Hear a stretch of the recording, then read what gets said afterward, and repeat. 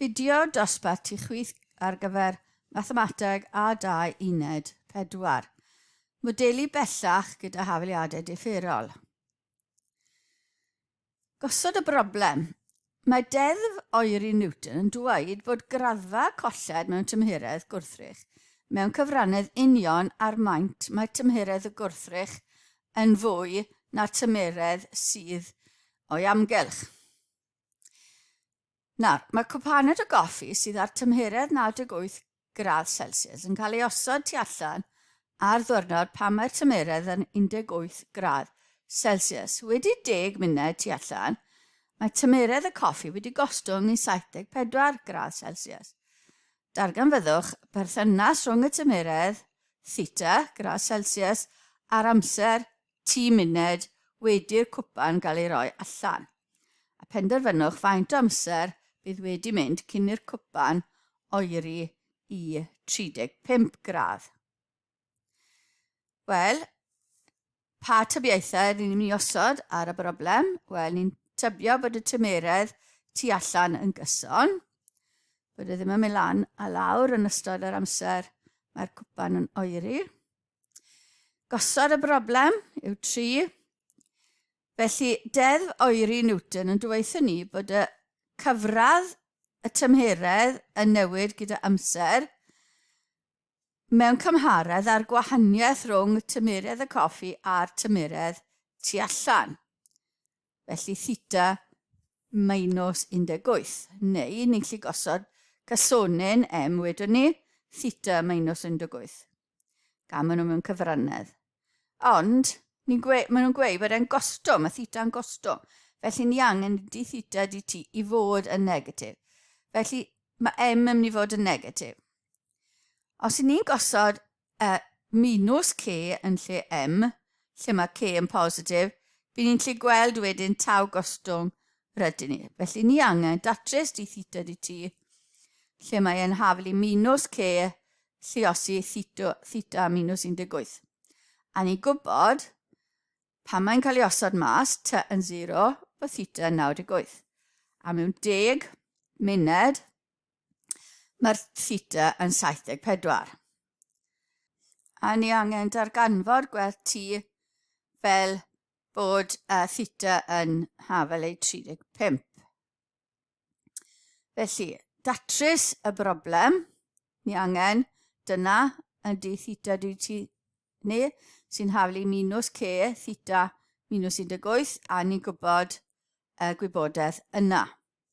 Felly, gwahanu'r newidyn, felly gyda'r theta, mynd ar bracet sydd gyda theta ynddo fe, draw i'r ochr chwith, felly mae angen rhannu gyda'r bracet. Felly 1 dros theta minus 18, lluosi di theta di t, yn haflu minus k. Integru'r ddau ochr mewn perthynas â t, a ni'n cael y mynegiad yna. Nawr ni'n gwybod i integru mynegiad di theta di t mewn perthynas â t, mae yr un peth a bod ni'n integru mewn perthynas â theta. Fel ffwythiant gwrthdro eisiau nôl. Felly ni angen integru 1 dros theta minus 18, theta sydd yw'r newidyn, mae hwnna digon roedd, mae hwnna'n ln, y bracet, theta minus 18, differiad hwnna'n 1, felly rhannu gyda 1 fyna.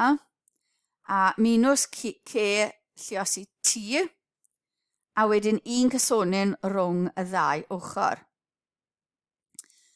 Felly, mynd ar ln draw, cymeryd o bob ochr, mae theta minus 18 yn haflu i'r pŵer minus k t plus k. Mae ddoi index na wedi ydo, felly ni'n gallu lluosi'r gwreiddiol. Felly i'r pŵer minus k t lluosi i'r pŵer k sy'n gysonyn arall. Felly ni'n gallu gael fe'n a. I'r pŵer k yn gysonyn, felly ni'n gallu gael fe'n a. 1 cysonyn sydd yn ni nawr yn lle 2. Felly, a mynd ar 18 draw, theta yn haflu 18 plus a i'r pŵer minus k t. Nawr, beth ni'n gwybod? Ni'n gwybod bod t yn 0, yn bydd theta yn 98. Felly 98 yn haflu 18 plus a, e i'r pŵer 0, yn mynd i fod yn 1 tynnu'r 18 o'r ochr dde, a tynnu fe o'r ochr chwith, a ni'n cael 80 yn haflu a, felly mae a yn 80.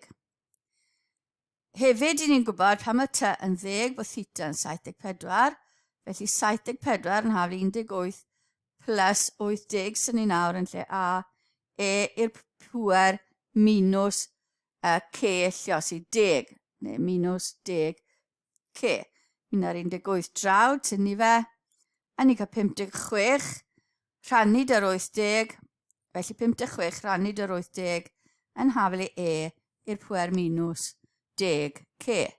Cymeryd elen y ddau ochr, a mae 56 dros 80 yn canslo mewn i 7 degfed, rhannu 8, a felly cymeryd elen o'r ochr dde, a mae gyda ni minus 10 c.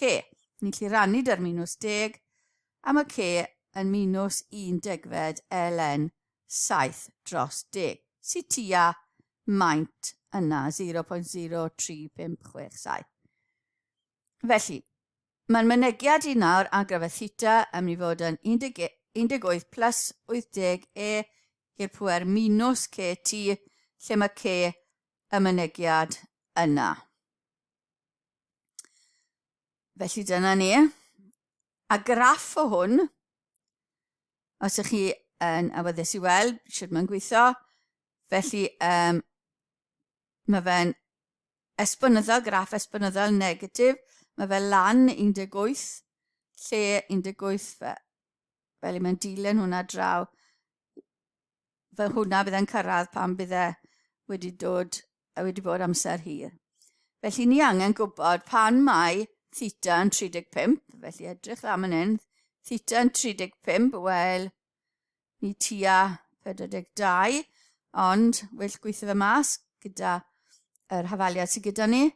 Felly 35 yn haflu 18 plus 80 e pŵer minus ct. 17 wedyn yn haflu 80 e pŵer minus ct. Rhannu 80, felly 17 dros 80 yn haflu e pŵer minus ct. Ni'n gwybod c, cofiwch. Felly cymeryd elen y ddau ochr, mae elen 17 dros 80 yn haflu minus ct. Felly t yn haflu elen 17 dros 80 rhannu dy minus c. Mae c y minus ty beth. Felly ni'n rhannu dy 1 degfed elen 7 degfed. Ni'n rhannu rein, felly ni methu wneud dim byd a tu fewn yr elen.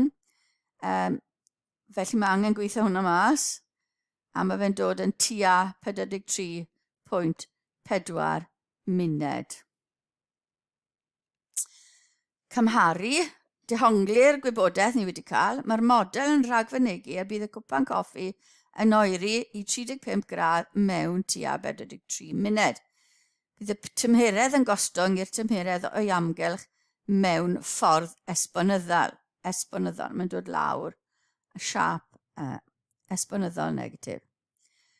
Ydy'r model yma yn un boddhaol? Wel, an i chi benderfynu, llwch chi feddwl am y sefyllfa, mae'r cwpan coffi ynddo i weld beth ych chi'n meddwl am y model. Enghraifft arall sy'n berthnasol, mae tymeredd corff person byw yn 98.4 gradd Fahrenheit.